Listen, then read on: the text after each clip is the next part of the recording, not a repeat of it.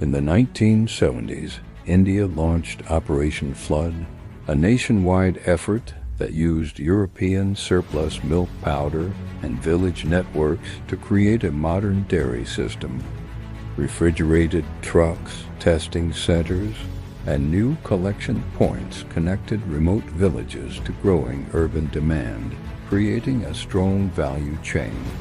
Daily meetings at cooperative centers gave farmers a reliable buyer and fair pricing. Decisions were taken locally, and profits stayed in the village.